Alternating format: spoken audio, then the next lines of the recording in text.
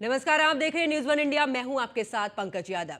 श्री राम आ रहे हैं। नव वर्ष में नई अयोध्या 21वीं सदी के सबसे बड़े सामाजिक, सांस्कृतिक और धार्मिक उत्कर्ष का गवाह बनने जा रही है।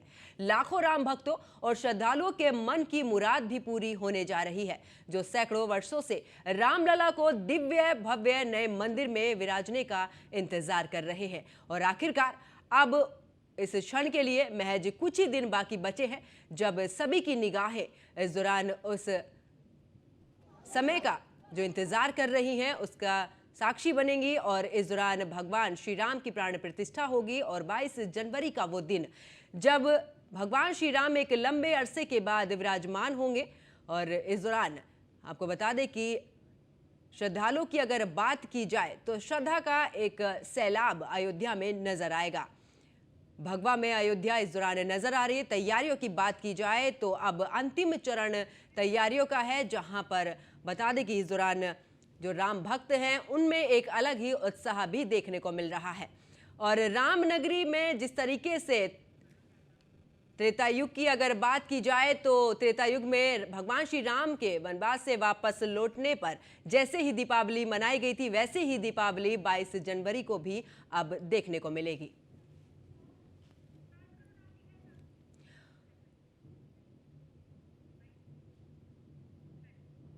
और हमारे साथ में स्वामी राम देवानंद सरस्वती दंडी स्वामी हमारे साथ में जुड़े हैं। स्वामी जी, बहुत बहुत स्वागत है आपका न्यूज वन इंडिया पर। स्वामी जी, 500 साल का जो इंतजार है वो आखिरकार 22 जनवरी को खत्म हो जाएगा, प्राण प्रतिष्ठा होगी। आपका क्या कुछ इस पर कहना और किस तरीके की एक उल्लास भरी ये जो जानकारी है, या ये जो राम मंदिर को लेकर प्राण प्रतिष्ठा होगी उसको लेकर क्या कुछ कहना?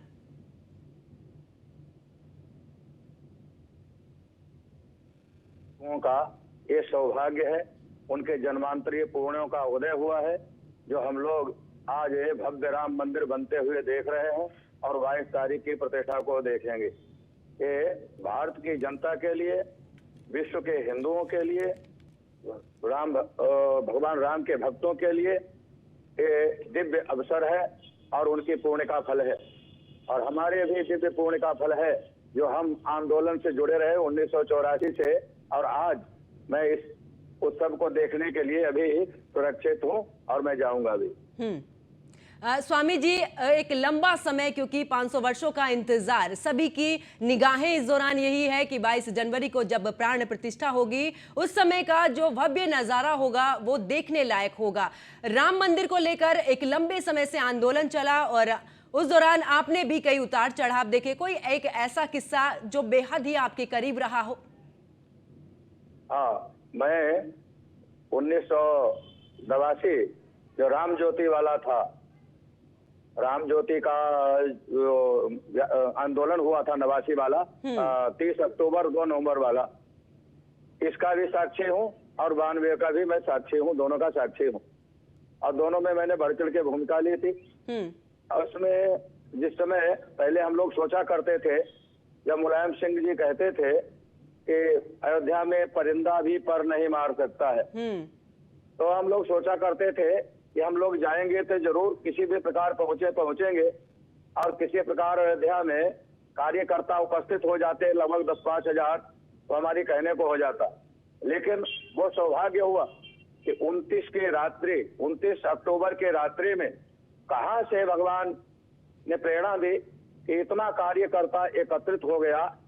और कितने कार्यकर्ता हमारे, लगभग 286 हमारे व्यक्ति मारे गए थे इस आंदोलन में, जो अयोध्या के लिए आ रहे थे। सरयू पुल पार करके रात्रि में गोली चली थी और गोली से उनको भून दिया गया। कुछ अधमरे भी उसमें डाल दिए गए। उस अधमरे लोगों को ही, जो मर नहीं पाए, उनको भी सरयू में डाल दिया गया। कुछ कूद गए, हमारी बहुत सारी बहन बेटियां भी थी उसमें।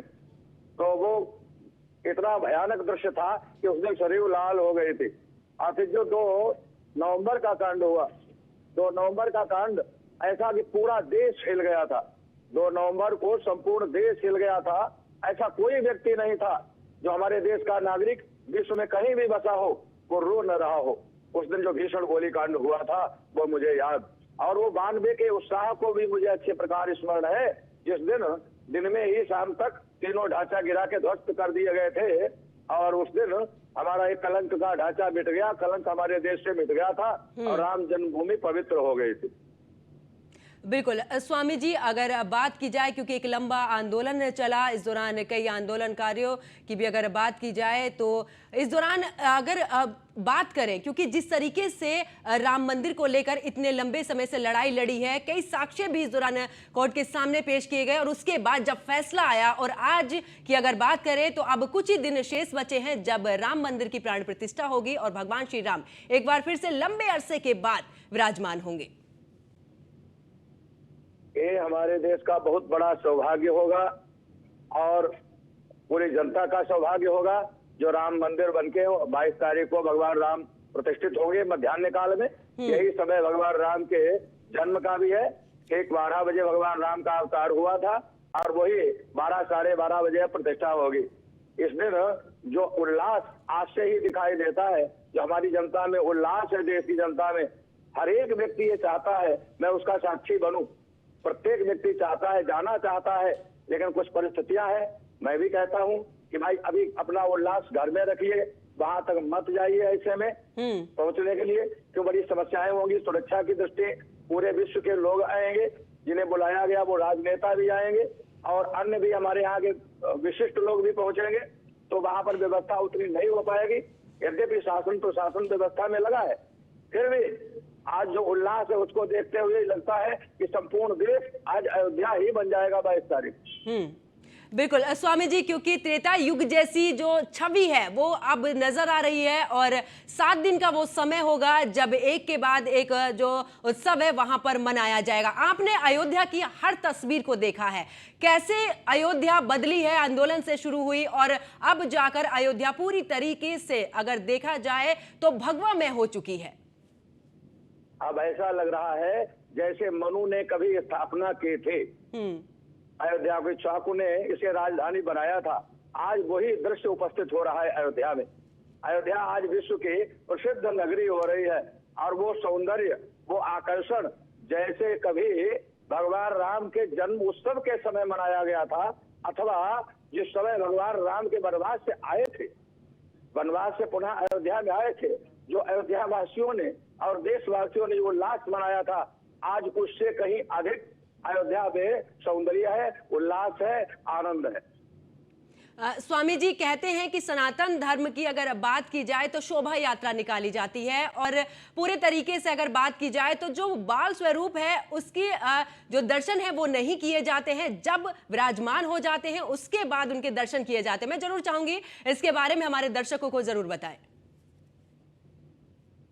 जिस जीवन में संघर्ष होता है वही जीवन सराहनीय होता है। संपूर्ण रामायण आपने देखी होगी, सुनी होगी। रामायण में भगवान राम का 11,000 वर्ष का शासन रहा। 11,000 वर्ष भगवान राम ने शासन किया है और उसमें भगवान राम का चरित्र कितने में है?